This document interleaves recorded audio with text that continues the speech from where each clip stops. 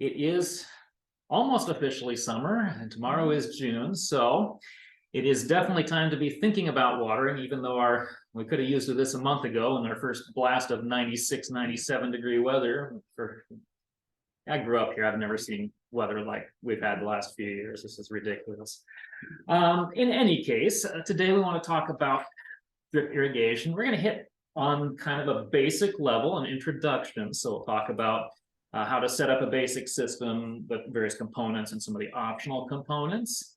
And then we'll also get into a little bit more how to lay it out and how to make it all work together. So we are happy to take questions. It's a small enough class and a brief enough class. We can take live questions as we're going through the slides, or you can save up questions to the end. Welcome also to the online audience on Zoom. Appreciate you attending as well. For online guests, I prefer, if you don't mind, please put your questions in the chat bar. I have it up, so I'll catch it as it goes. But it gets too crazy for me to try to talk verbally two directions at once. So we'll keep you posted. Other than that, welcome, and we'll get right on into it. So, drip irrigation. Well, you know, the question really comes down to at that point, what is drip? Because it seems like it would be an obvious question. You're applying little drips of water, but there's a lot more to modern drip systems than that. What we're focusing on with drip irrigation, the term I prefer is actually microgation, or small water use. We're trying to control the amount of water used. We're trying to direct the water so it's being used efficiently.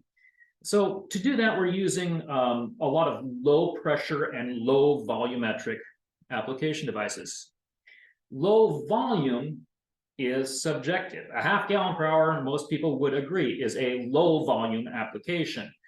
We start getting up there at 2 gallon per hour drippers, or 6 to 10 gallon per hour sprayers, or soaker lines that are microgation soakers. The flow rates go up. But we're not talking about the flow rates you get out of an impact or a wave action sprinkler or a hose running at full pressure. These are still very much reduced flow volumes. And so that's the kind of components we're using. That's what we're talking about in drip irrigation, microgation. So why would we do this? Obviously, hoses work, even watering cans work to a point for watering plants. So why would we go to the time, trouble, and expense of installing a drip system?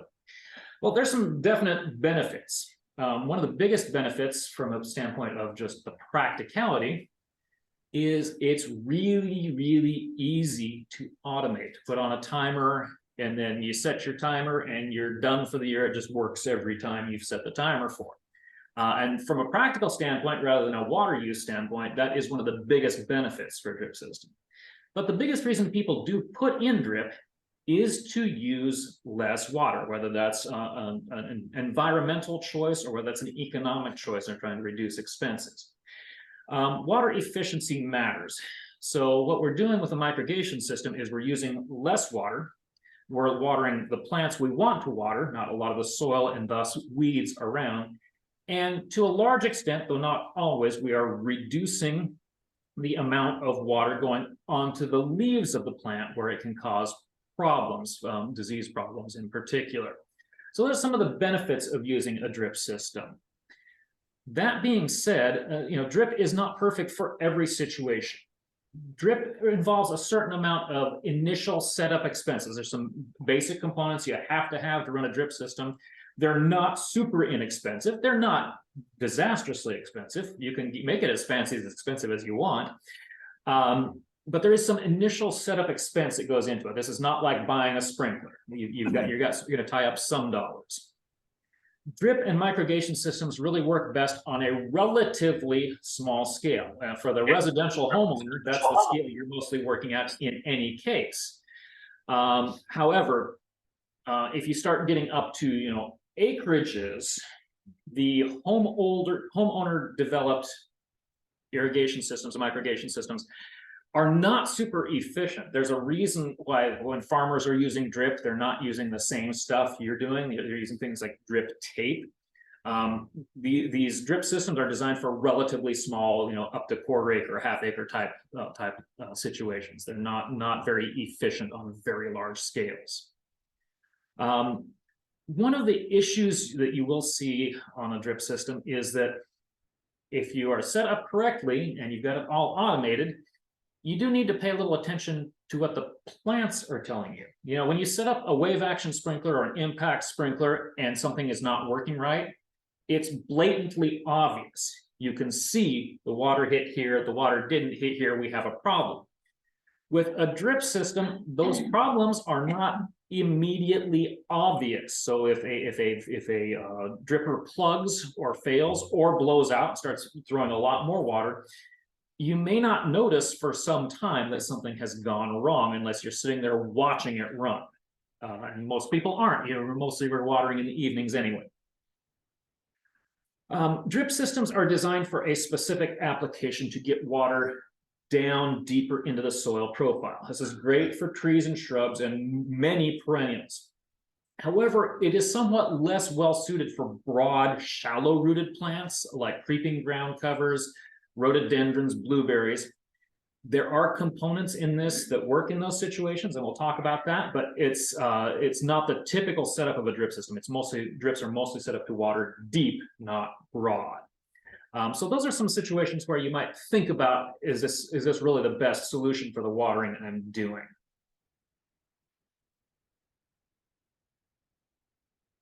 Okay, so we're going to talk about system setup here. Basically, there's three categories of components. There are connection parts. These are what go from your hose bib to your drip system, things like timers and filters and pressure regulators. Then there's the supply component. This is what takes things from your attachment, takes the water from your attachment and runs it out to where you want to start releasing water, because most of your plants are probably not right beside your hose bib. And then finally, the distribution parts. And these are the parts that actually control how much water is going where. And drip emitters, micro sprayers, drip soakers, and dripper lines. And so those are the components we're going to be looking at today and how they go together. So when you are making a drip connection, there's a few things you really want to consider in your part selection. You really should have some sort of manual shutoff. You can certainly do it with the actual hose valve itself, the actual hose bib control itself. But going on and off all the time while you're setting up a system, or if you're needing to make adjustments, can be time consuming and frustrating. I always like to put a manual shutoff, a simple valve shutoff after my hose bib, and that'd be your first connection piece on your connection. Filtration is valuable in drip parts, more so than you think. Even city water is not perfectly clear of particulates, especially after a small break somewhere. And well water is notoriously contaminated with small particulate matter or partially dissolved mineral elements like calcium. So filtration to keep as much of that out of your drip components is important. On a traditional hose-attached sprinkler, these kinds of problems aren't usually a problem. The apertures are large enough that the debris simply flows out and you never notice. Drip components use very small channels of water, and they're fairly easy to foul. Different types of drip components have different levels of that, but it's generally a good idea to put some sort of filtration on your system to reduce those impacts. The filters are listed by microns, that's the size of mesh. The higher the number, the smaller the mesh, the tighter the weave is. So most drip systems we're happy at 120 to 150 microns. If you're using a lot of the little dripper line or a lot of like half-gallon per hour emitters, the really small aperture stuff, you might want to step that up to 200 microns or even 240. Does depend also on your water. 150 on city water is usually just fine. And do be aware that we talk about these things as overall reliability, but over time, parts wear. Over time, dissolved solids that don't get caught by filters can accrete and block your emitter. So you do need to check them out periodically anyway and replace them as they fail. Timers. So basically, a couple of categories of timers are used in drip systems. You have the wall mount timers that you can mount on the side of your building or inside your garage, and then they run low voltage wire out to a variety of different solenoids. This is how you would control like a lawn irrigation system as well. And those can be used for multi-station installations. They are a more substantial expense than the typical homeowner is doing for a do-it-yourself install, but the parts are available if you want to do it yourself or hire it done. More commonly in our situation, we have customers who are putting in 1 or 2 small drip systems for a vegetable garden or a flower garden or around the foundation of their house, and they don't really need multiple stations to that extent. So most of my customers are using hose attach timers. They're battery powered timers rather than mounted electrical connection timers. And they either have 1 or 2 zones that they run off of that timer, so 1 or 2 different connections. Hose connect timers are unfortunately relatively poor quality. They don't last. Every once in a while, you'll find a good brand out there that's super reliable, and then a few years later, their timers have changed dramatically, and they're no longer as reliable. So be aware, a lot of these timers are maybe a 2-year duration if you're doing well, maybe 3. And it's frustrating, but it's the reality of the product. They could make them better if they made them more expensive, but people are not willing to pay more for them, so they don't make them more expensive.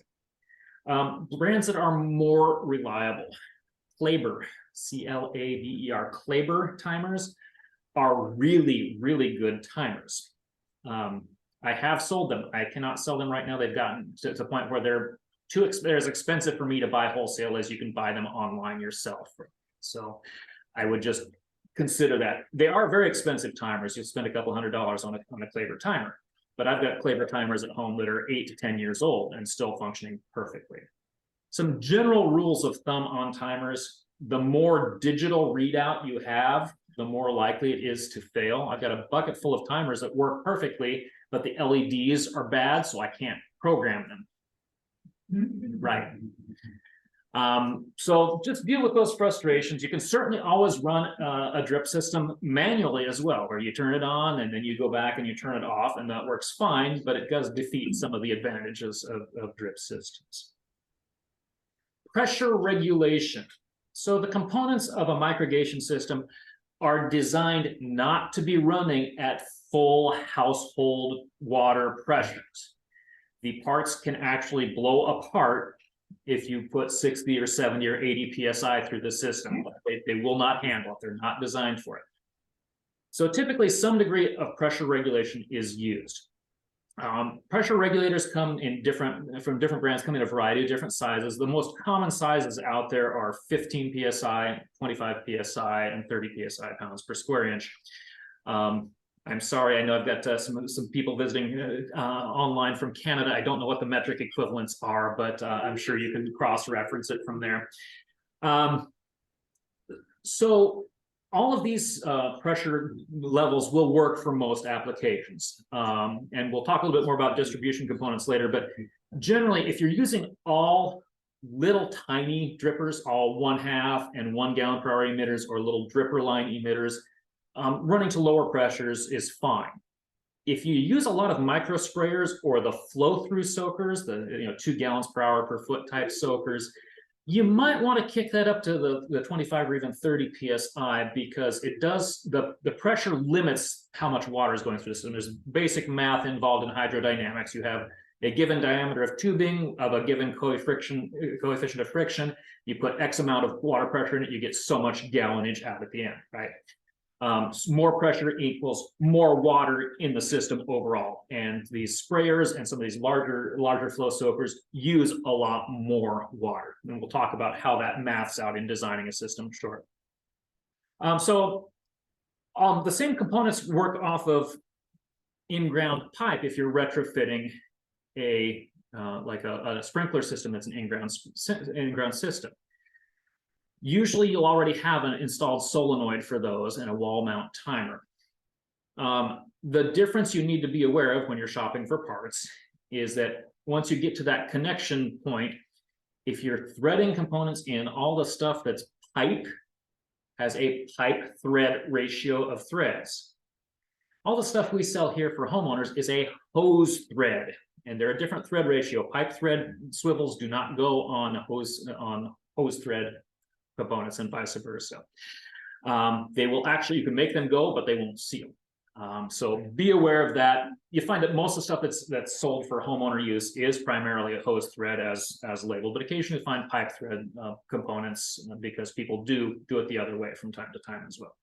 So you'll need some sort of connection after your shutoff, your filter, your timer, your pressure regulator. You're going to need some sort of thing that converts you from the standard hose attachments to your actual supply tubing, your actual mainline tubing. So this is kind of how it goes together. You can see the parts there. Broadly speaking, from your hose bib, you should have any sort of manual shut off you want to have water control installed first. That's your first component post the hose bib. One of the reasons for putting a shut off is to do what you see here in the picture. You can have a drip system running off of one end of a Y, or a manifold. If you put I've got a 6-station manifold at home that I use. And the other one can be used for your standard hose application. So you can still use that hose bib for other watering besides just the drip system. It's not necessarily dedicated to that drip system. So then after your shut off would come your filtration. Filtration goes before the timer. There are parts in the timer that can get fouled if you get enough particulate material. Your timer is next, and your pressure regulator comes after the timer. Pressure regulators are not designed to have a constant pressure against them. And so if you put the pressure regulator after the filter and before the timer, in somewhere between 3 and 9 months, that pressure regulator will just start leaking, because the constant pressure just damages them. They're not designed for that. They're designed for intermittent flow in use. And then from the pressure regulator, we have a hose swivel. So that's all hose thread components down that far. And then we have a compression fitting that brings us into the supply tube. So your supply lines, I'm going to just go back one moment here. Timers, we've talked about the reliability issue. Most of them are good for a year. We seldom don't get a year out of them. Common to get 2, maybe 3, and that's usually about the upper end on these less expensive, these $50 to $75 timers. Usually 3 years is about the upper end of expectation. You get your best survival rate out of your pressure regulator and your timer if at the end of the watering season, you take them apart, you take the batteries out of them, you drain them as well as they drain, because they don't drain perfectly, and you put them somewhere like an insulated garage where they will not freeze. You never get all the water out of your timer, you never get all the water out of your pressure regulator, and if they freeze out, they will shatter some of the things inside and they will fail. So prevent them from freezing. Question online requested a review of the sequence real quick. So attachment sequence is what we see here. We have a shut off manual control of some sort, then a filter, then the timer, then the pressure regulator, and then a swivel attachment that converts from the hose thread to a compression fitting of some form. There's several different styles of compression fitting you can use that goes to your supply tubing. So your supply components. Your primary supply component is what is broadly called 1/2-inch drip tube. There's a problem with this. The problem with this is there's about 30 different sizes of 1/2-inch supply tube. Very little of it is 1/2-inch. So you'll see stuff that is actually true half, roughly 500 to 520 diameter. You see a lot of 600 components, so 0.600 to 0.610 to 0.620. That's what a lot of your, if you have pre-emitted half, stuff that has drip emitters built into it, most of that is 600 volume tubing, usually 620 tubing. The vast majority of material on the marketplace is what you see here, which is 700 tubing, which means it's 0.700 to 0.720, depending on the brand, on the outer diameter. And the internal diameter is slightly smaller. Very rarely you'll see, and I had a sample brought in this spring of actual 3/4 tube, 0.74 or larger. Every brand is different. Some brands make 2 or 3 different sizes for different applications. This matters if you're converting an old system, of course. You'll have to get a sample in and either put a caliper on it or bring it into a store like us, and we can figure out what size you've got. More importantly, when you're shopping, make sure you know what size of tubing you're buying so you can always buy the right components, because it's not obvious visually. And then you get weird things like one of our suppliers sent us a whole batch of fittings that were sized about 0.02 off. It was labeled correctly. Those fittings do not go on that pipe.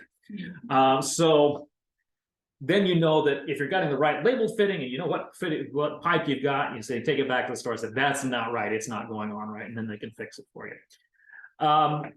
Know what you've got. The vast majority of homeowner systems out there are running what they call 700 tubing. So usually it's 0.700 or 0.710. What is that, a fraction of an inch? Fractions of an inch, 0.700 inches exterior diameter. Okay, 7/10 of an inch. Correct. Mm-hmm. Yeah. So there's enough give in these fittings.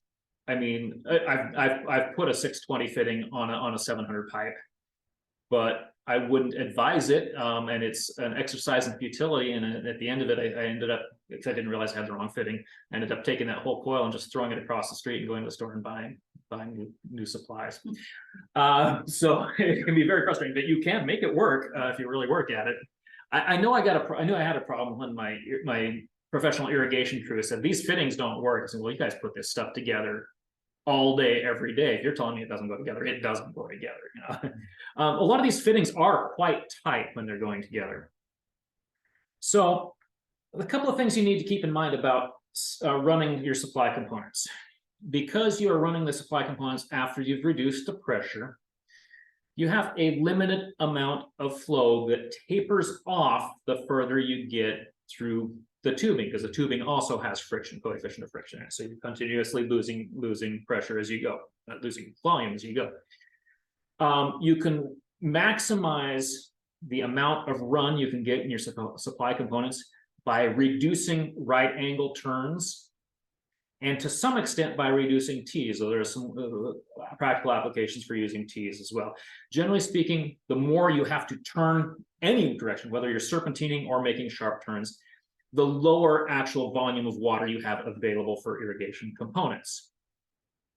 Elevation also matters. So if you're going uphill or downhill after pressure regulation, that puts a pretty significant impact on your water distribution within the tubing. And so you'll always have more water available at the bottom end of a downhill run, and much less available on the up end.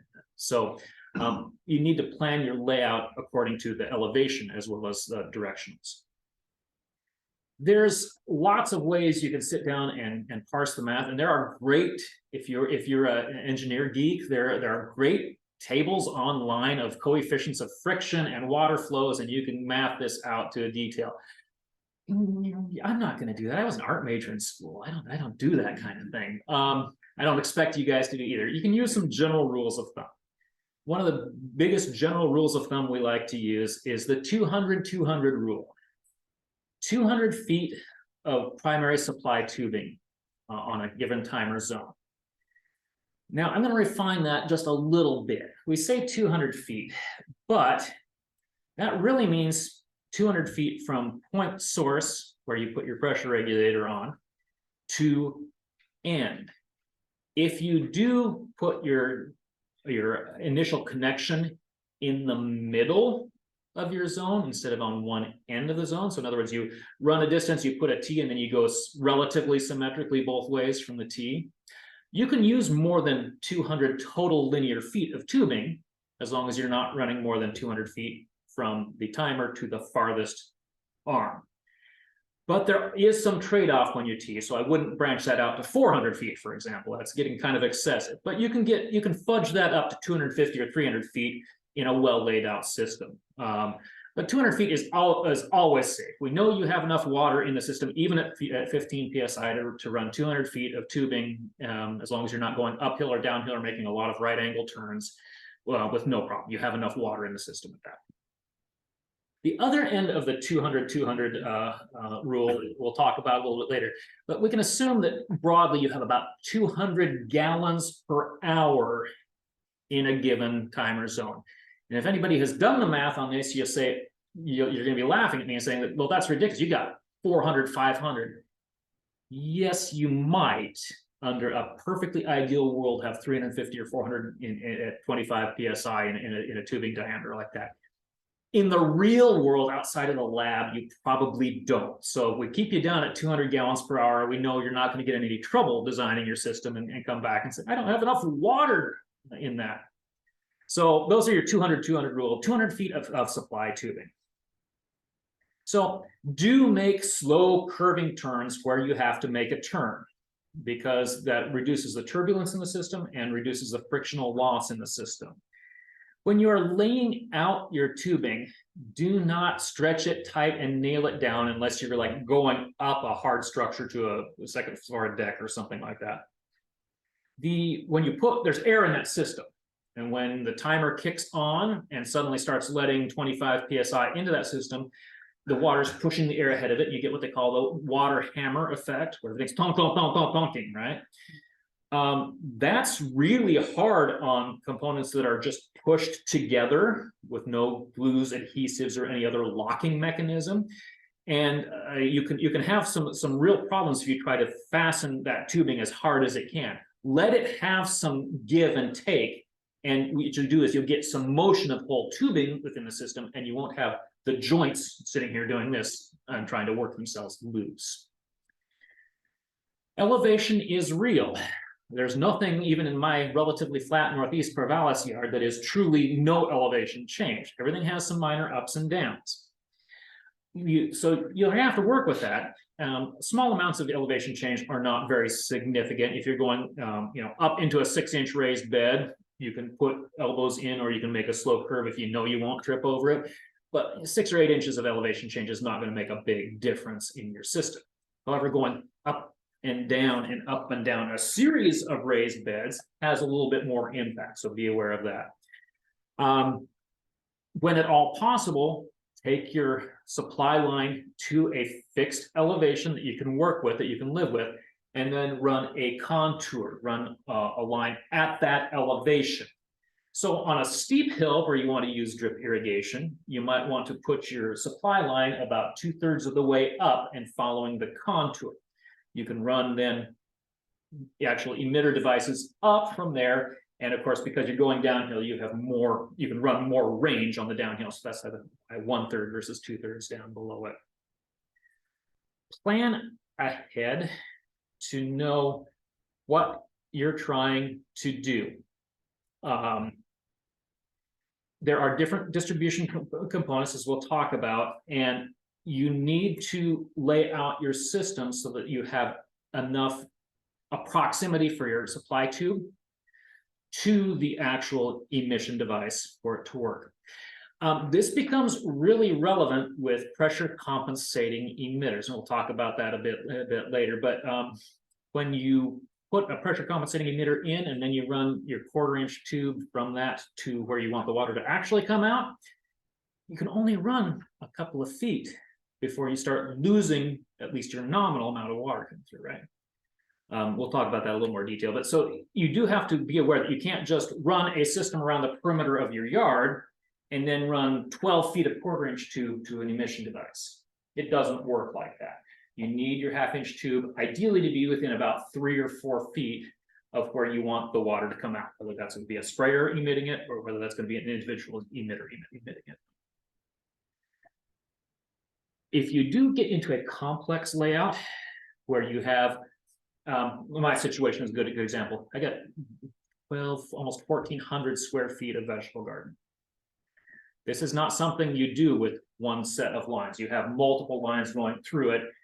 You can do some tees, but you can also help balance out the pressure when you're getting weird, when you're getting really long runs.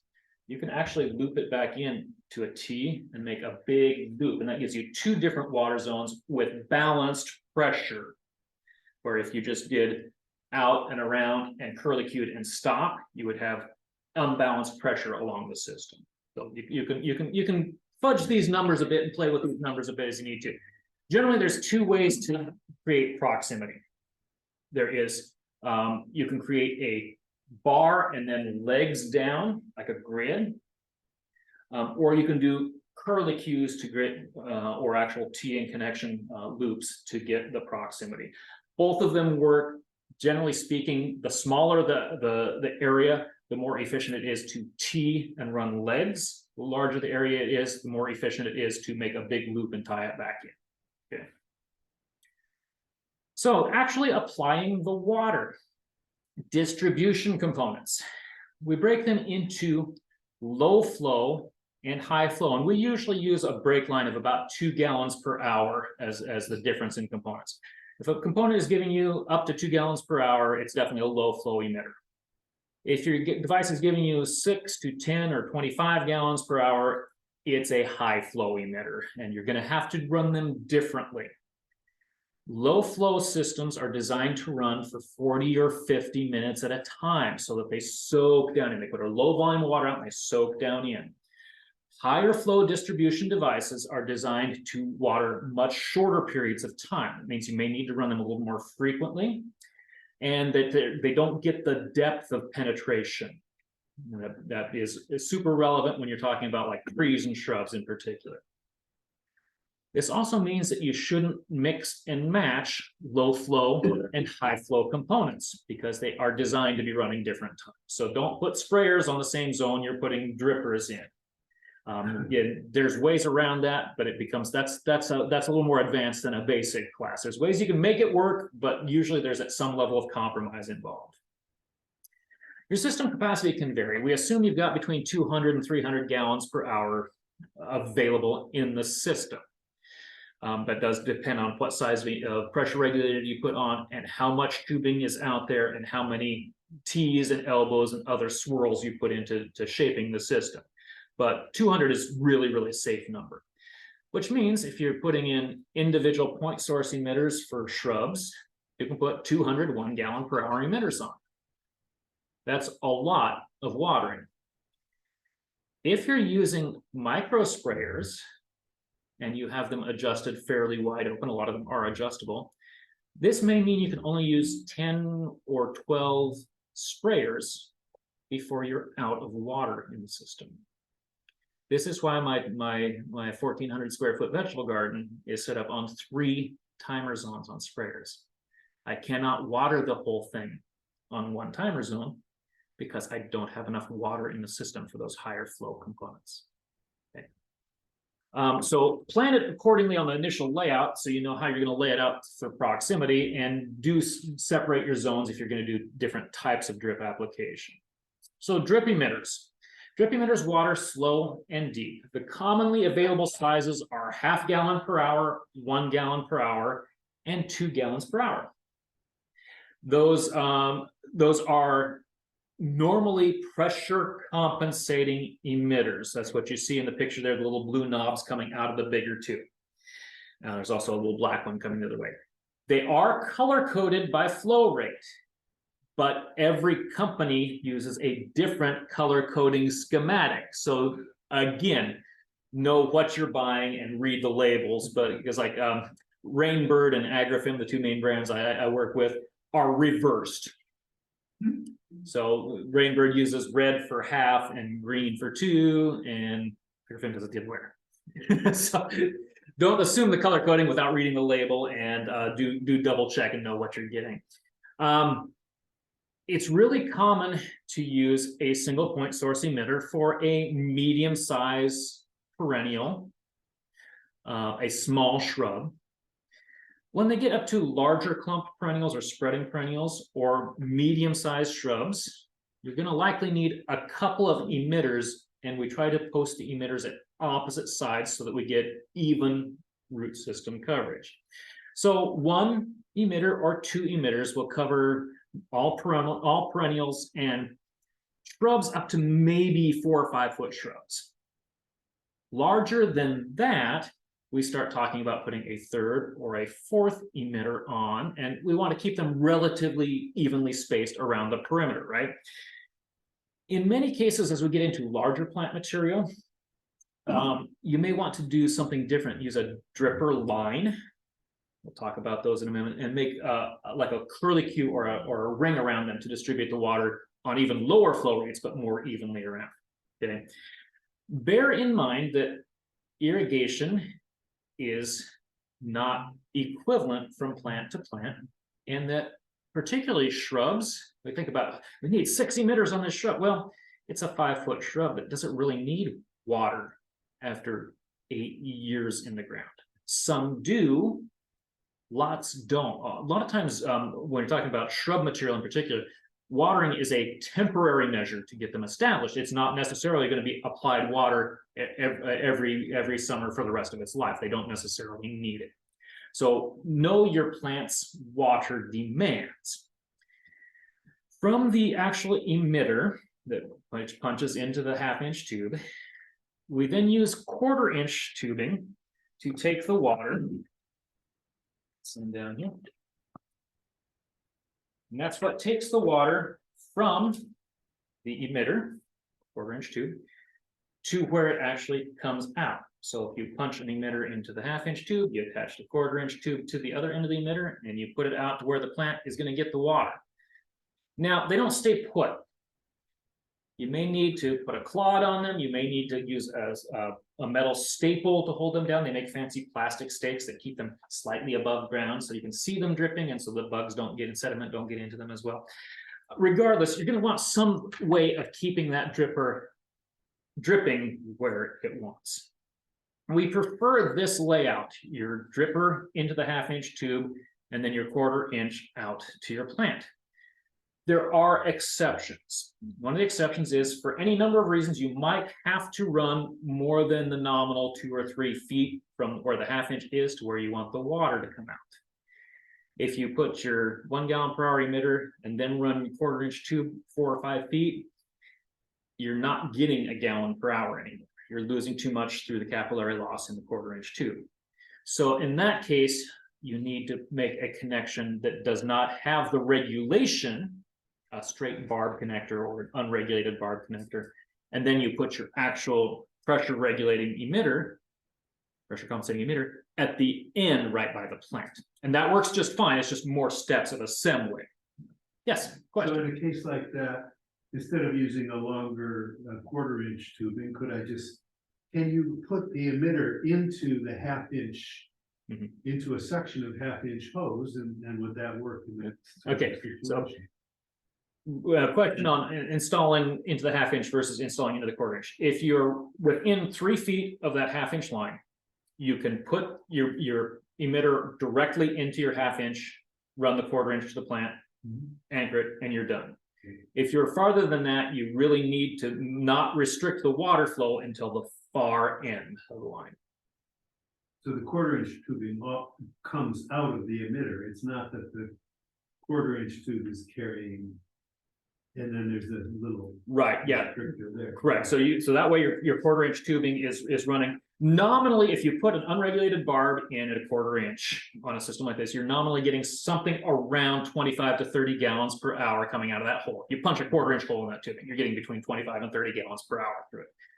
Obviously that necks down pretty dramatically when you put it into a 1/4-inch tube, but it's still there. So you have a lot more available water coming out at a distance that you can then neck down to 1 gallon per hour. But once you've got it down to 1 gallon per hour, you don't have much pressure behind it, and it doesn't have the ability to flow large distances and still maintain a decent amount of water coming in. Good question. Yes. So your 1/2 or 1 or 2 gallon dripper, how big of a area does that? Excellent question. So when we talk about a drip emitter and it's dripping on the soil surface, how large of an area is that actually watering? A 1/2-inch drip emitter is watering an area at approximately a foot deep, is watering an area that's something around 6 to 8 inches wide. A 1 gallon is proportionally larger. That is a very much an average number because sandier soils versus clay soils and versus humusy soils, how much that wicks, what the actual lateral movement is, varies a bit. But that's a good rule of thumb. So if you're talking about a half gallon per hour, you're actually watering a circle between 6 and 8 inches. So a blueberry bush, you know, you start to talk pretty big. Right. talking Blueberries, 3, 4, roadies, 5 things like that. You need a bananas. lot of emitters. Yeah, exactly. So there's other ways to do that. We'll talk about that. Okay. So the questions that come up with this is, okay, well, so I put a 1 gallon per hour emitter in it. Now can I put a T in it and water 2 plants, getting half gallon per hour to each? Not reliably, because you don't know how that's going to actually, how the water action is actually going to branch out post that. Can I put a T into the half-inch tube and then run 2 lines and then put emitters? Yes, you can.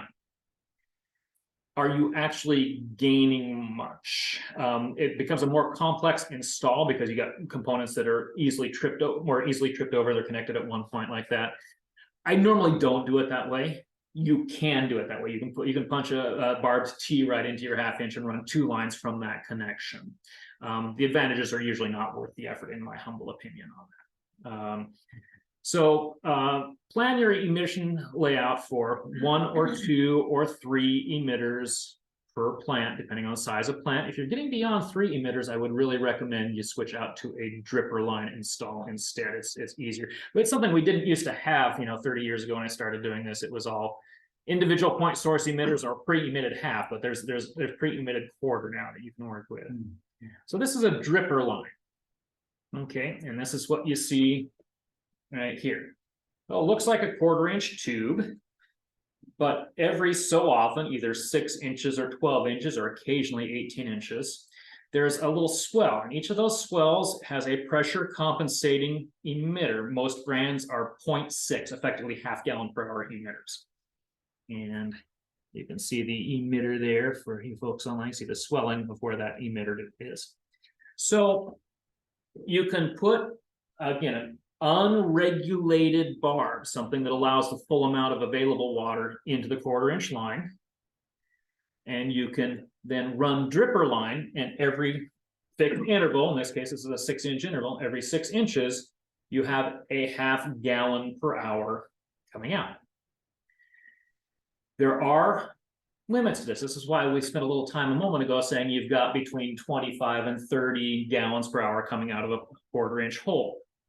You're losing, every point you get this, you're losing a half gallon per hour, right? If you do the math, that means you should only be able to run about 12 feet of 6-inch interval dripper line before you're out of water. And that's maximum. The next step, of course, would be 1-foot dripper line. You should nominally be able to run about 20 to 25 feet of 12-inch interval dripper line before you're out of water. So you can't just punch a hole in your half-inch line and run a 20-foot vegetable bed for 20-foot raised bed with a single dripper line, because you don't have enough water in the zone to do it that way. Okay, so these are really good for watering things that are fairly dense, ground covers, flower beds.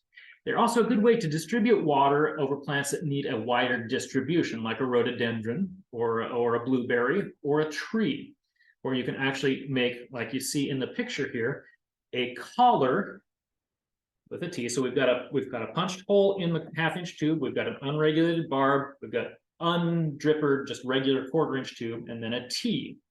And we put the dripper line in a full circle, connecting on both arms of the T. And now you have, in this case, we've got, this is 1-foot interval on the picture. So we've got 6 actual emitters dropping a half gallon per hour each around that tree. And it's out a ways from the trunk. So it's a good way to distribute that water wider. You don't have to anchor it down if you make a full ring, because the ring holds it at least more or less in place. It's getting in the vicinity at least. When you're doing this on a larger density planting, like a flower bed or a vegetable garden, you need to keep in mind the differences between 6-inch interval and 12-inch interval. If you're running a nice straight line of 6-inch interval drippers, you have essentially an entirely solid band of water between 6 and 8 inches wide that you're watering. Okay. If you do that same straight line with 12-inch interval, you have 6 to 8 inches and then 4 to 6 inches of gap, and then 6 to 8 inches and then 4 to 6 inches of gap. So there are spaces between if you're using 12-inch interval. Now, for larger scale leaf crops, cole crops, larger flowers, that's probably fine. You can, instead of laying it straight, you serpentine it a little bit, making sure you've got at least one of the emitters pretty close to that plant. But for density plantings like carrots or small flowers, you will have spaces in there that are not getting watered if you use 12-inch interval. Yes, question. Looking at that picture, the dripper line is not symmetrically arranged around the trunk. The problem with the picture is that I just took one in the field and it's not a perfect illustration. In this case, the ring is asymmetrical around the tree. It's not, the trunk is not centered in the center of the ring. That's not ideal. It's also not disastrous in most applications because you get some lateral movement.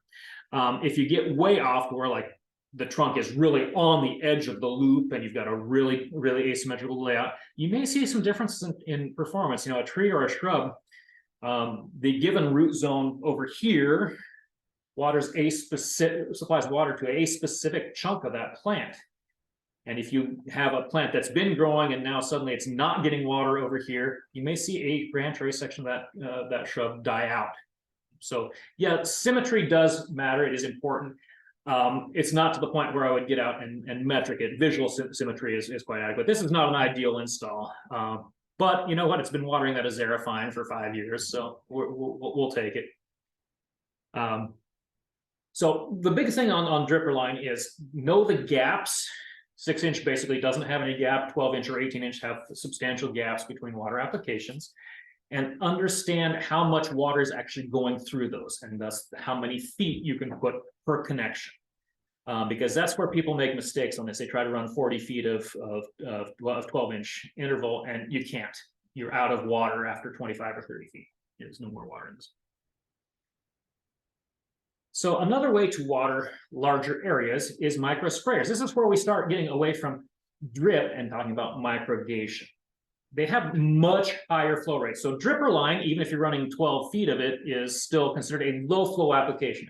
It's running a low volume of water per point source and it's going deep.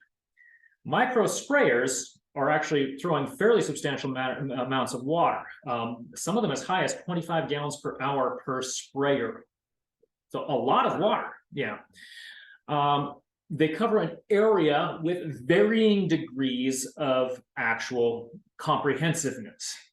So you do need to kind of shop those components a bit carefully. If you buy a full circle sprayer, you need to look and see, is that a full circle sprayer, 20 gallons per hour, 4 feet, that acts like an entire dome of water?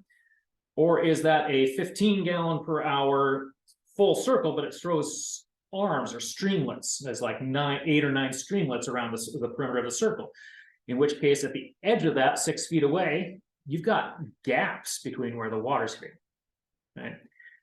They make all these different components because there are applications for each of those components, but not all components are equal for all applications. Streamlet sprayers that have gaps are great for ground cover, which are usually planted about around 2 feet apart or so. They're very efficient. They use much less water than a full fan sprayer, right?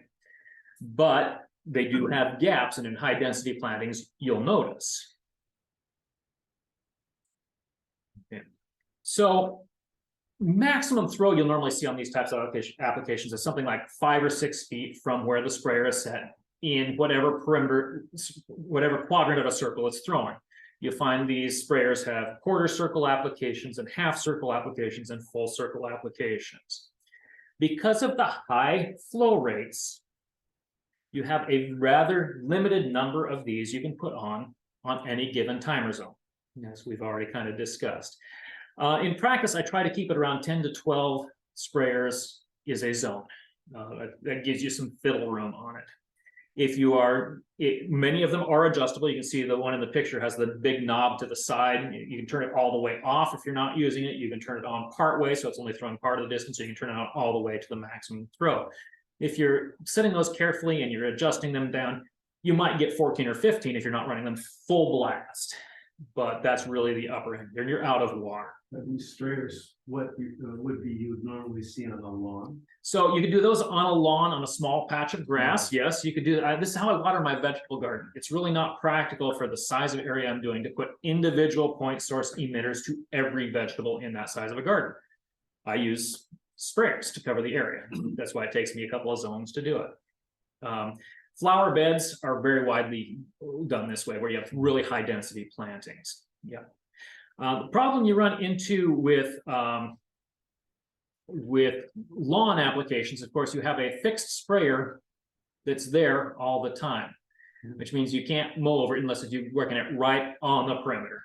With a maximum throw of around 5 feet per sprayer head, on a small patch of grass, you can do that around the perimeter, absolutely. Now, I say this from the components we typically work with, because if you go out and shop on the marketplace, you can find some long throw drip components that cover larger areas. It's not a very common application though, so you're going to have to hunt for it. So your typical application of this is that you put a hole in your 1/2-inch tubing, 1/4-inch hole, you put an unregulated barb fitting, again, something that doesn't give you a gallon per hour, it's whatever comes through, comes through. You run your 1/4-inch tube to a riser and stake assembly like this. So you punch in, run your tubing, hooks into the barb. Now you've got a rigid riser here, right? So they are somewhat rigid. And as you find out when you start playing with these things, when you turn on the water, they do a bit of this. So you're likely to need to reinforce them somewhat. Any of the variety of threaded spray emitters can thread right into the top of this rigid riser. And if you are using it for one and then you change your layout, you say, well, I don't need a 1/2 circle now, I need a 1/4 circle. You can unthread them back out, put them back in the box to use later, thread the other one back in. You can do that a number of times before you wear out the threads in the riser enough to need to cut it. They make several different heights of riser on these. If you don't like that height of riser, you can cut it with a pair of pruners. You can shorten it down. Just be judicious, because you can't lengthen it again once you've done that very easily. Okay. They make extenders. You can thread an extender into there and put your head. And so the highest sprayers I use in my vegetable garden are about almost 3 feet off the ground. Okay, very well staked. Once you get beyond nominally about 12 inches or so, you start not being able to have as much water and as much coverage as possible. You start, again, losing water through the capillary loss. So do be aware that it's limited how high you can run with those, but you can get them above. This becomes important if you've got larger foliage that you need to get higher than, for example. They also make a lot of these spray emitters pre-fastened right into the top of a riser like this. So no riser, just the stake itself and then an emitter right there. This is great for watering underneath shrubs in an area covering. We use that type of application a lot for things like blueberries and rhodies, where you really want a larger volume of water and you want it widely distributed. That's often a better way than even dripper circles for watering shrubs with a wide, shallow root system. A question in the chat about recordings. So we are recording the session. It will be posted to our YouTube channel. It takes a few days to maybe a week before my staff has time to go through it all and get it in. But I don't send out recordings, but it is available for anybody to see after we've got it posted. So besides the main components, there are other things that you might want to use, and some of them are almost essential and others are options. Hole punches. Okay, so a lot of the barb components we're working with, if you've got strong fingers and dedication, you can punch the sharp end of the barb right through the wall of the 1/2-inch tube by hand. Okay, if I'm doing 4 or 5, that's usually what I'll do. If I'm doing 12, I'll break the skin on my on the side of my finger before I get through that many. So having a hole punch to make the hole makes that very much simpler. Now we have a perfect 1/4-inch hole that's designed to put a barb through, right? Okay. Advantages to doing this, besides the ease as you saw, is that it actually removes a small circle of hose out. If you're just punching sharp barbs in, you're actually having these little tattered frayed ends sticking to your tube. This is causing a little bit of turbulence and pressure loss, usually insignificant, but it's also creating a weak spot in the plastic that can tear over time. Durability of these types of components is pretty good, particularly if they're buried, where they don't have as much UV exposure, but they don't last forever. You know, buried 1/2-inch tubing might last 10 years, but if it's left up in the sun, you might only get 4 or 5 out of it before it starts getting brittle from UV degradation. So once you've got the hole, it's really, really simple to pop a barb fitting in. It takes no effort at all. Can you remove barb fittings? Yes, once or twice before you wear out the hole. And it does take a little effort and a little wiggling, but they come out. For actual drip emitters, they set pretty darn flush against the plastic, which actually makes them hard to hand remove. I actually usually use my pair of pruners because I always have them with me. And I slide them gently between so that both the hook and the blade are underneath the lip of the emitter. And I gently pressure, keeping in line with the tubing, so I'm not crimping the tubing by going the other way, and just gently lever it out. And so they can do that. Cutting tubing. Good time to talk about it, because you're gonna have to do it at various points, whether you're cutting 1/4 inch or cutting 1/2 inch. I've found nothing that is more efficient than a good pair of hand pruners for cutting them. You almost always have them already if you're gardening, and it makes a nice, good cut. They make fancy tubing cutters for these if you want to invest in them, but they don't really do it that much better a job, although they are a little easier to get a straight cut on. Okay, shut off valve. So besides having your main shut off at your hose bib, you might have a section where you got a dripper and you always water the stuff over here, but sometimes you have something down here on a T that you want to water, but sometimes you don't want to water it.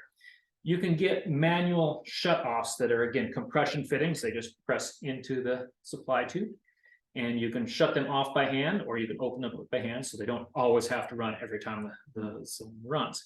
They do the same thing for quarter tube. The advantages of the quarter tube are less dramatic because there's so many of them if you're doing any extensiveness of the system. Mounting clips.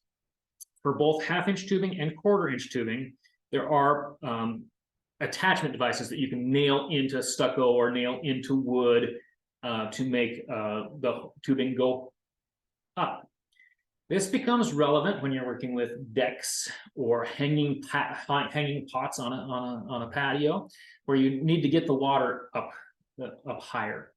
Other than that, we don't recommend mounting clips for lateral installations unless there's a particularly high trip problem that you may want to anchor them, like to the foot of a deck, so you're not tripping over them coming over the walkway or something like that. Staples are almost essential, 1 degree of staple or another. They make all kinds of them. We use basic ground cloth pins, but they do rust out over time. So the basic U-hoops like you would use for anchoring a ground cloth. If you want something more durable, they make stainless steel ones. They're just more expensive, and they're usually in the drip component area. The neat thing about the ground cloth staples is they're just the right size to go over 700 tube without really crimping it. And so you can use them for both the 1/2 inch tubing and the 1/4 inch tubing as needed without having tons of extra components. A toolbox. So if you're doing a single small zone, you know, you may not care about it. If you're doing 3 or 4 zones and different types of components, it's really nice to get a little tackle box or a micro toolbox where you can just collect all kinds of components and keep them sorted. And so, of course, I do this at work. And at home, I've got a cardboard box where I just throw everything into and dig through it every time I need something, because, you know, I'm a little more serious about it professionally when at work than I am when I'm doing it at home. So planning, how to put this into practice, planning the layout. 200-200 rule. 200 feet of 1/2 inch tubing gives you 200 gallons per hour of flow rate. If you design within those components, you won't have much problem. Pressure regulation. So normal process is to put the pressure regulator immediately after the timer and run it that way. But let's say you actually want to start watering 100 feet west of where your hose bib is? Well, keep in mind that what costs you the water flow and costs you the limitation of 200 feet is primarily what happens after the pressure regulator.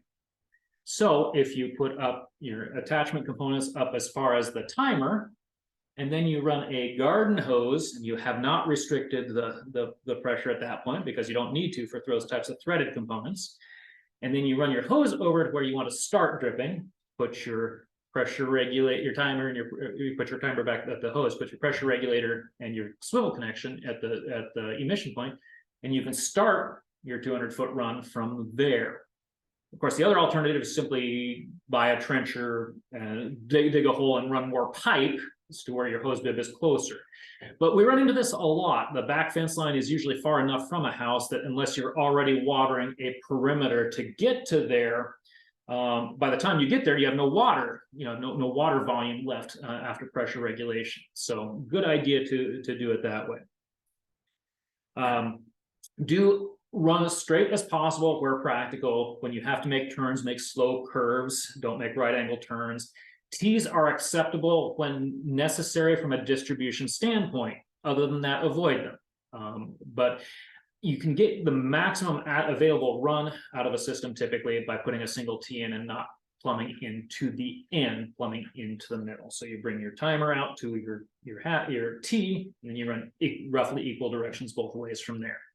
That's the maximum overall distance you can get out of a single system. Question on the chat before we move further on. For mature trees, 6-inch diameter trunk or larger, is it better to use 1/4-inch tubing and T's and emitters instead of pre-emitted? Generally speaking, yes. When you get up to really large trees, you cannot actually run enough dripper tube to make a complete circuit. You could do it in a couple of sections of dripper tube, or you can put individual emitters out. Keep in mind that a tree does not get watered at the trunk. A tree gets water about 2/3 of the distance from the trunk to the edge of the branches. So then my next question as a nurseryman is, why did we put a tree in that still needs water when it's 6 inches in diameter? In the Pacific Northwest, at least, that's really not an issue except for things like maybe arborvitae, western red cedar, super thirsty things, or willows planted into a really dry environment. Trees should become self-sufficient by the time they're that big. Typically, we're watering them for a few years, and we're watering them out here, in a 4 foot across circle or so. We're not watering, 12 feet out from the trunk. When necessary, you probably had to do it as individual point sources or use the sprayer components to get your larger area coverage. There's no perfect answer when you get up to be really big, but generally speaking, as I kind of said at the outset, when stuff is established, a lot of it won't necessarily need water, 10 years in the ground. Year or two, yeah, a lot of things need it. And understand your plants and understand what it is they absolutely need, and then plan your system around that. So you want to run your supply line, your 1/2-inch tube, as close to the plants that are getting the water or as close to the sprayer positions as is practical. And again, the problem is that 3 foot or so after a pressure compensating emitter goes in, that's about the amount of water you flow in. You can run a little bit longer, obviously, on sprayers because you're putting an unregulated emitter in and you're running to the sprayer, but you still have capillary loss. It's just not as pronounced. By the time I've gotten 4 to 5 feet of tubing and then putting a sprayer out, you can see a marked difference in performance versus 3 feet or closer. So do try to keep that supply tubing reasonably in proximity to the to where you want the water to come out. Slopes, always a problem with drip systems. You can partially compensate by doing just like we said for long distances. If you have to water uphill from your supply line, or you have to water substantially downhill from where your supply line runs, put an unregulated emitter, unregulated barb in, and then put your pressure compensating emitter at the end of the 1/4 inch. So the pressure compensation is happening right at the emission point, not back here at the supply line. That will take care of some of the imbalances. You can never completely correct for imbalances. It's about making the most of what you do have. When you get the supply tube, if you're getting any substantial amounts of ups and downs, it changes available water pretty dramatically. And I never forget the time I put in a system that actually had a loop like that, and I had water down here, and I had no water even close to the access point up here, because the slope, all the water was accumulating, all the water pressure was accumulating up here. I didn't have enough water pressure back on the shoulders to keep the emitters actually running. So try to allow it as straight as possible on the contours when you talk about your actual supply line. So the barb to using an unregulated barb to tubing to emitter is the biggest way of compensating for most of the problems you're likely to run into in actual layout. Okay. So making this all work together, how do the parts go together? So we talked about cutting tubing. You do want relatively square cuts. Does not have to be perfect. You do not have to get out your measuring devices and your T-square and make your cut. But if you're really substantially slanted, you're going to find that the parts don't hold really well. So reasonably straight cuts with a good cutting implement, metal shears. I use my hand pruners. Hand pruners do a really good job. You'll find that your 1/2-inch connectors are usually one of two styles. You'll find a barb that inserts into the tubing, like you see here in this T. And so they're tight fit pressure, and you just simply compress them together until the barb sinks and settles in. You do not have to necessarily get flush to the retaining ring, but you do have to have a pretty good amount of tubing past the main swell of the barb itself for it to hold. Okay, so if you're just barely over the lip, that's not going to hold. But if you're down in here halfway, you've probably got a decent connection. The other type of connection is a sleeve over connection. It's compression fitting like this. They are a royal pain to get together. They're even harder to get apart. So the idea is to get a hold of their tubing relatively close to where the fitting is going, because if you're back here, it's going to bend and actually crimp. And you press and you wiggle and you twist all at once until the fitting slides in. There's a flange inside that tubing that works the reverse pattern of what the barb here is. Once you've got a reasonable amount of that tubing past that, it will hold. You do not need to press it halfway all the way to meet the other section of tubing at all. Yeah. Is my going to use hot water? So, right, making this work easier. Hot water can help. Leaving the whole coil of tubing out in the sun for a couple hours before you put it together does even better. The tubing becomes increasingly supple as it gets warm to a reasonable point. Do not try to do this with a soldering torch, though. You will melt this stuff, and it becomes brittle once it gets hot. So it's substantially hot. So really pretty straightforward on the 1/2-inch connections. They do take a fair amount of grit, of physical effort to get them together, because they're designed not to come apart under pressure. Do you need to take a system apart? Well, good luck. It is doable. The barbs are actually easier to salvage. You cut past the barb, and then you slant cut, and you can peel the plastic from around it. You can't do that with this type of sleeve compression fitting. The best you can do is cut a decent amount of space and do a little bit of slit cutting in there, and then get a pair of pliers and tweak and pull and hope you don't actually tear the flange out in the course of pulling the tubing out. I have salvaged these pieces. They are salvageable. After a couple of years of doing that, I decided that the $1.99 wasn't worth the amount of time and effort I was putting into salvaging the pieces. Okay. Individual emitters going in, of course, as we mentioned, the sharp points of emitters are actually designed to go right in by hand with no pre-punch if you have a reasonable amount of hand strength. Support the bottom of the tube where your emitter is going in. It is entirely possible to crimp, but while you're trying to push these in, it's also entirely possible to not actually seat all the way, even though you think you are. And double check that that doesn't pull right out. You know, you've got a good set. 2 or 3 pieces done that way is no big deal. Doing multiples, do pre-punch it with a hole punch, and then the emission device goes right in.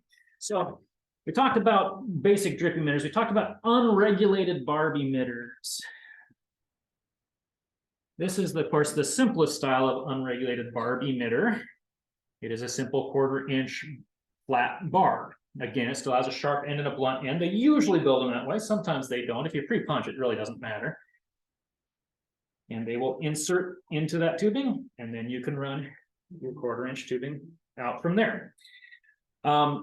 These types of straight barb fittings never seem to get quite as good of a seal as the actual designed emitters. So be aware that you might get a small amount of water loss out of them, particularly after a couple of years of them getting wiggled around in there. Okay. These are designed to be water efficient systems. It does not mean you don't ever have any parasitic losses. There are some with any of the connections that can happen. Okay. So 1/4 inch connections. Yes. Can you review the difference between when you go in directly with the emitter and when you use the barb thing and the emitter treatment? Sure. Okay. So reviewing the connection sequence on the 1/4 inch emitters. If you are letting your water, if you're using drips, actual drippers, so 1/2 or 1 or 2 gallon per hour drippers, and your plant you want to water is within about 3 feet of your supply line, simply punch the regulating emitter in, then you put your 1/4 inch tubing over the other end of the barb. They are stiff, so it does take a little doing. And draw your 1/4 inch tubing out, cut it, anchor it in place. Now you're getting 1 gallon per hour nominally at that spot. If you are farther than about 3, maybe at most 4 feet from your supply tubing, you really need to put the barb fitting in first, and then the pressure compensating emitter at the end. The other time we use the barb is anytime you're doing something like dripper line or sprayers, where you need more than a gallon or 2 per hour going through the tubing. So all kinds of fun things you can play with in this. They make inline emitters, so like you don't really want every 6 inches or every 12 inches, but you want to be able to put a drip here and a drip over there. You can do that with a barb fitting. They make inline drippers that let most of the water through, but let a fixed amount through down at the bottom. So you can do that kind of thing too. Covers the technicals on those. So micro sprayers, here's the assembly is basic. So we started that over here. We have, okay. So we have an unregulated barb in the 1/2 inch tubing.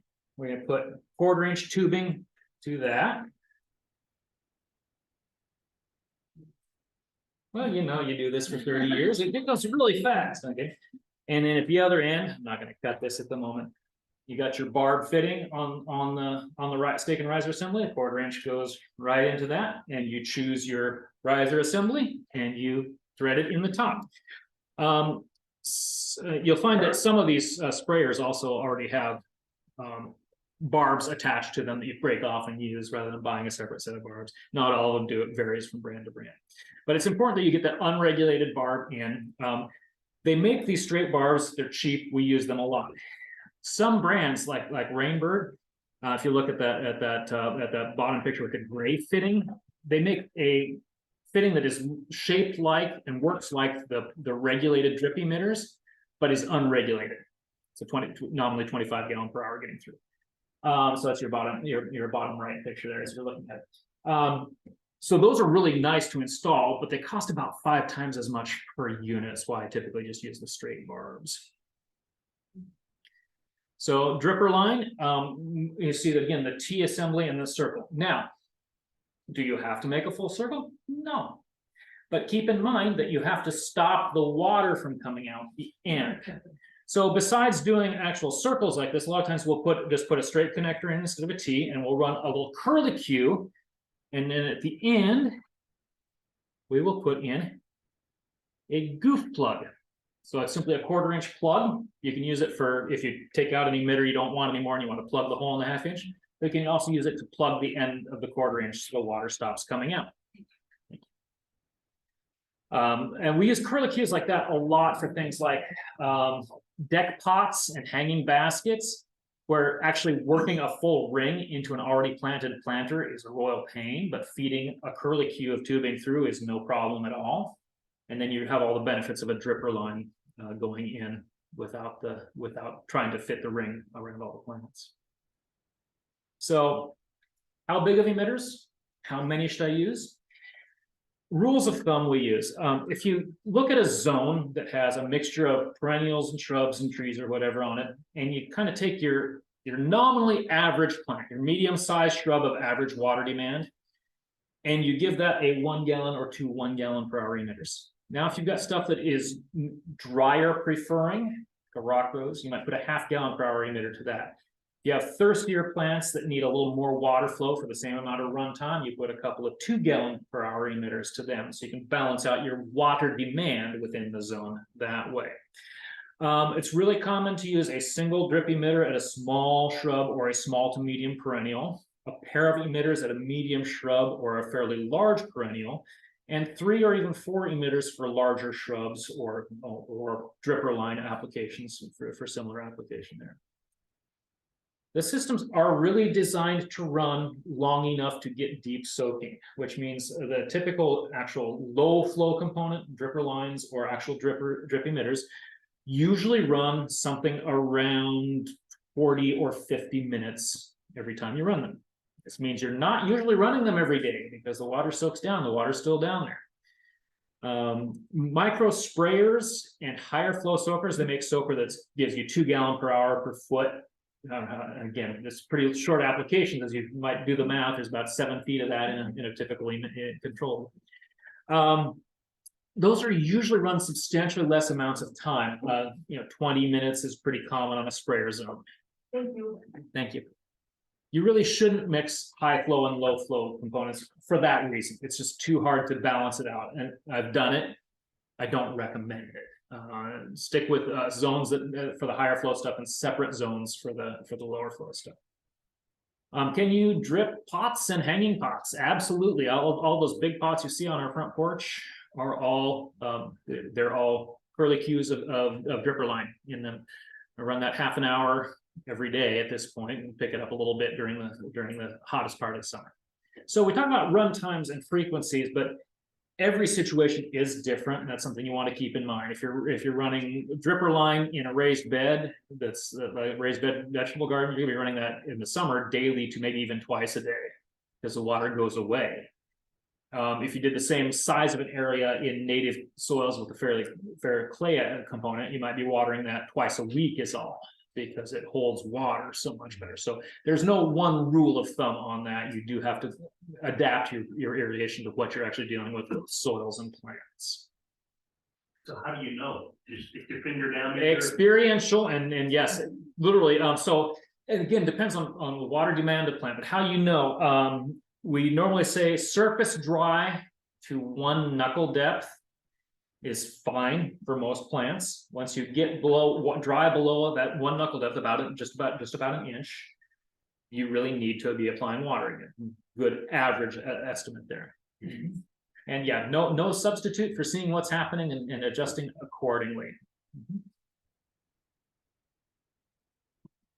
Is there any winterization that any of this needs? So winterization is always a good question. So there are components that should be protected in the winter. Your timer and your pressure regulator should be detached from the system and stored someplace where they won't freeze. So get your batteries out of your timer. We do not normally have enough freeze damage to justify trying to blow out a system or otherwise air out a system. I know in colder climates that is done, where they actually blow out the zones so they don't freeze all the components. You get a little water in those drippers and they can shatter too.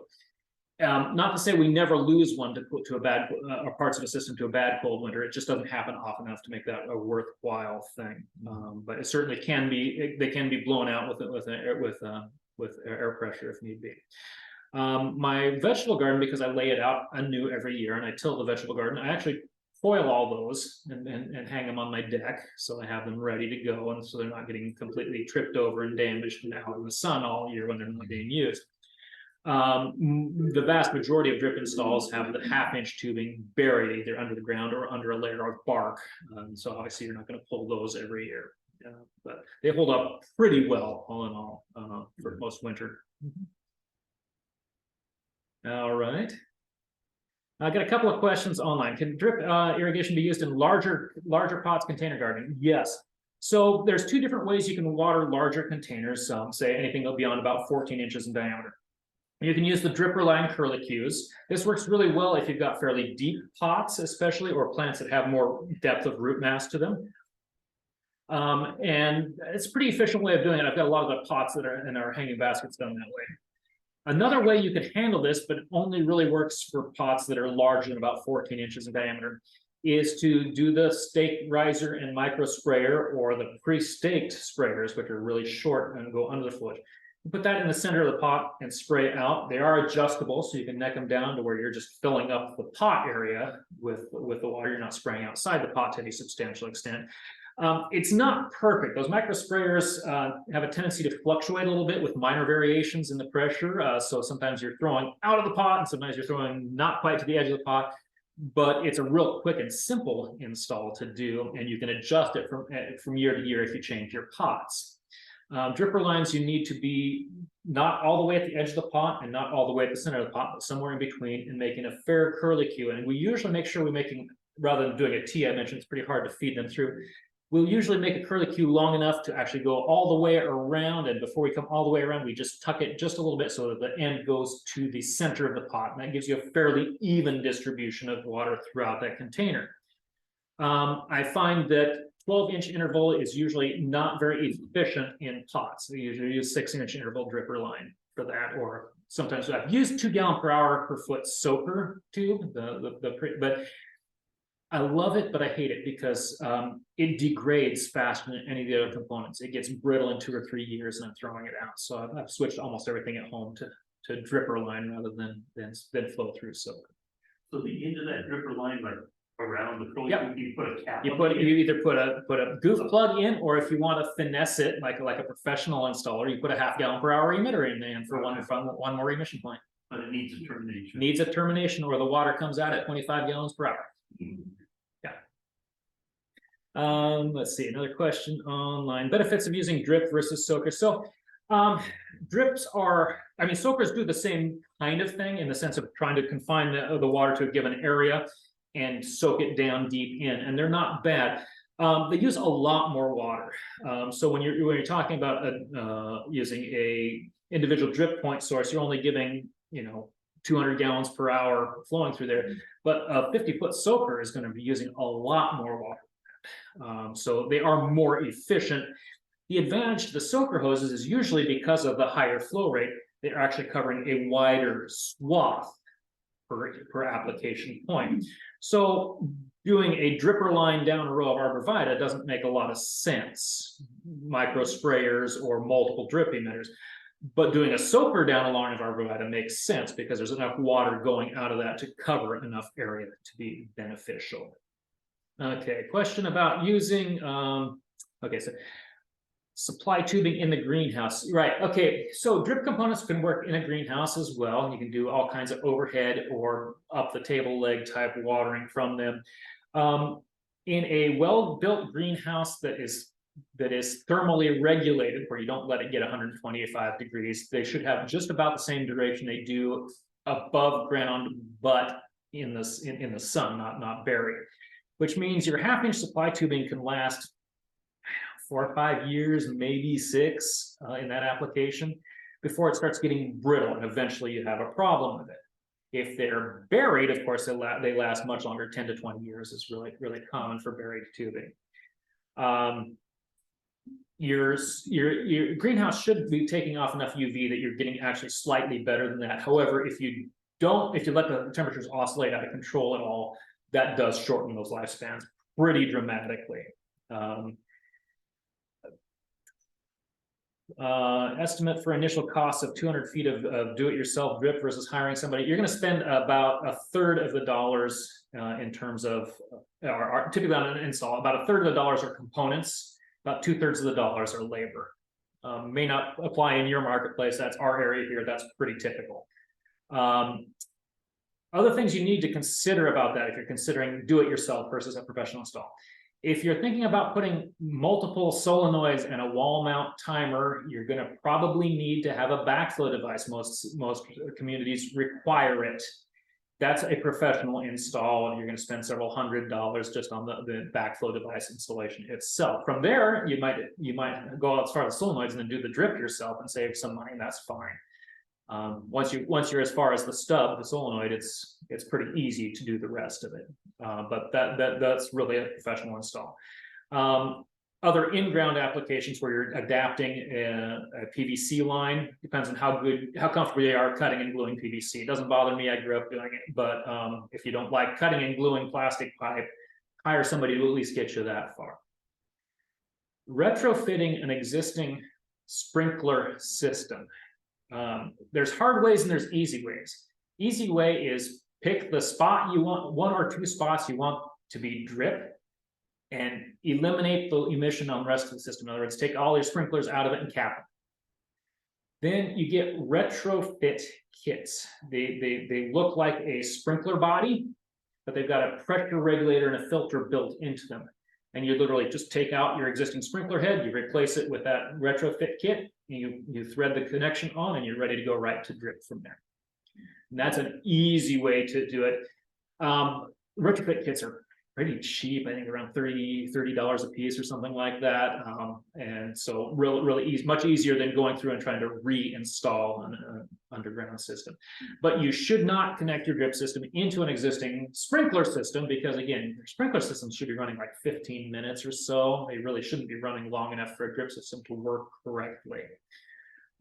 So don't combine the high flow and the low flow components. Other questions?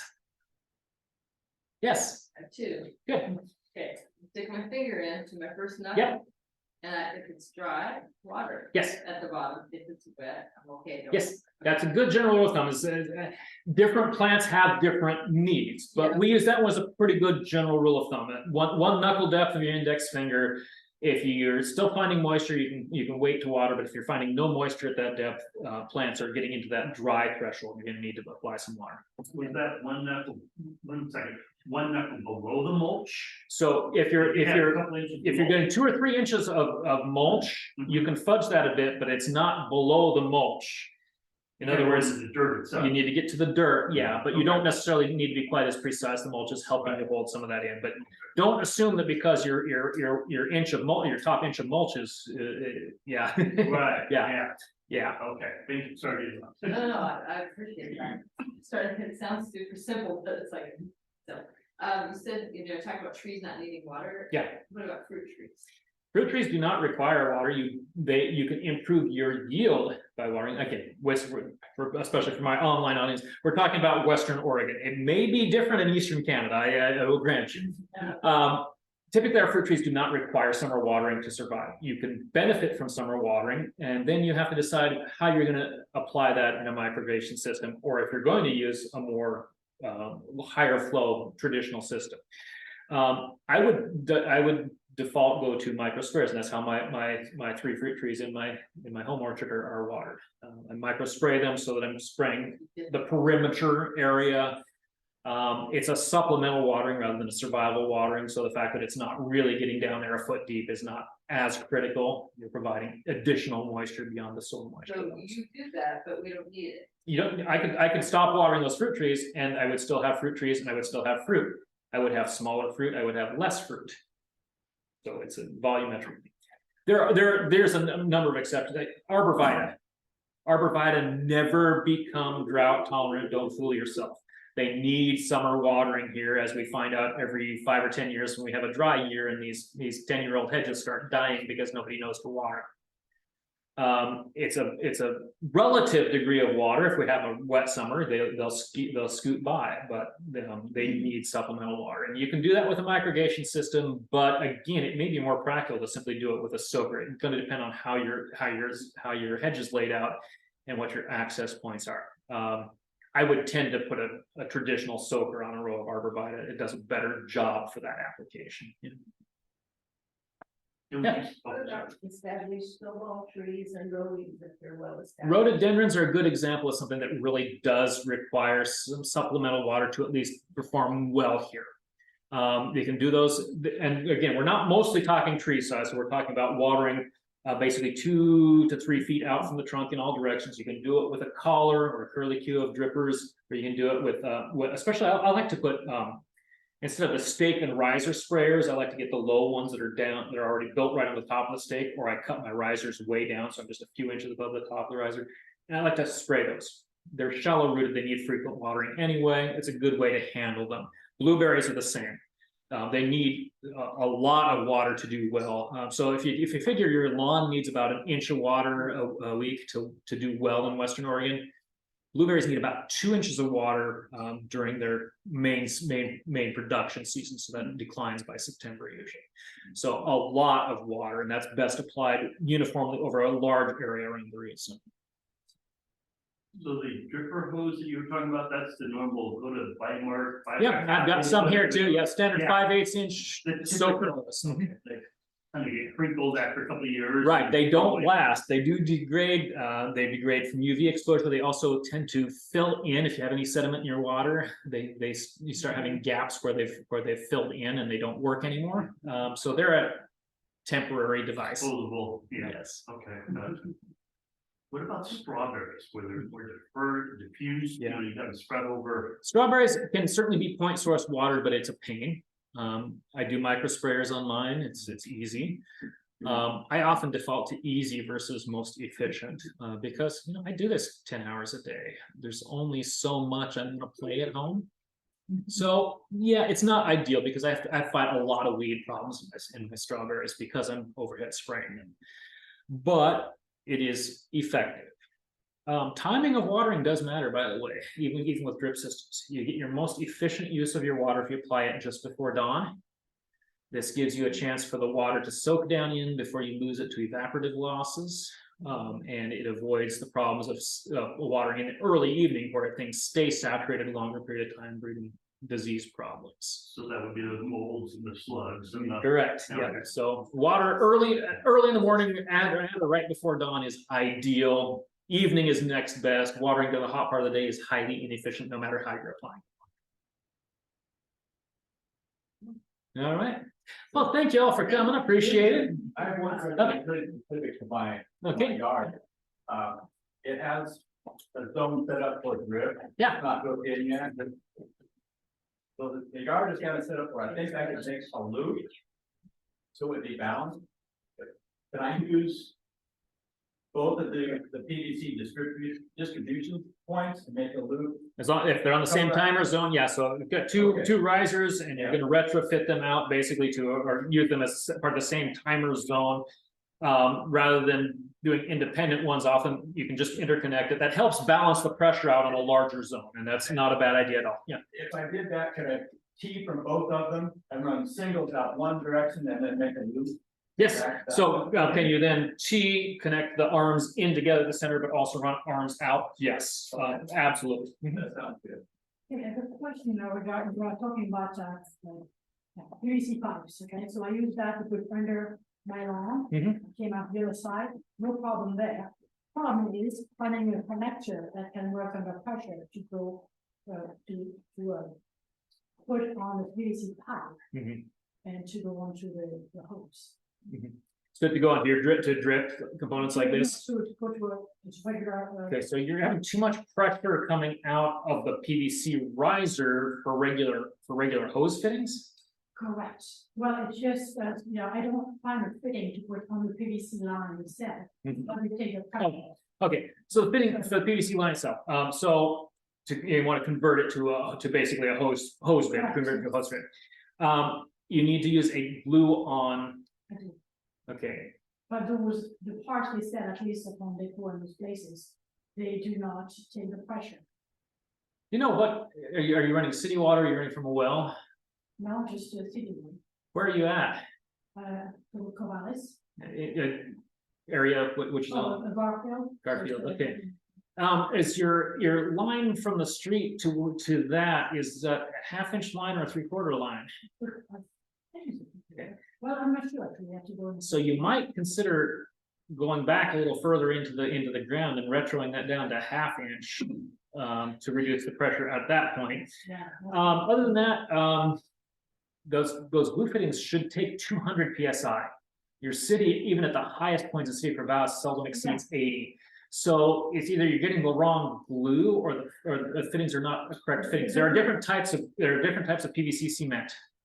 Okay, the glue itself, it's not a problem where I do it, it's just where it's spread, you spread it into the part that spread into the regular hose, does not seem to hold. You know what I Okay, mean? oh, okay, so what you've got, I see what you're getting. Okay, thank you very much. You're glued on and you've got threads. Those are probably pipe threads. They're not the right thread ratio. You need to go to a hardware store and get a pipe thread to hose thread converter. There are different thread ratios.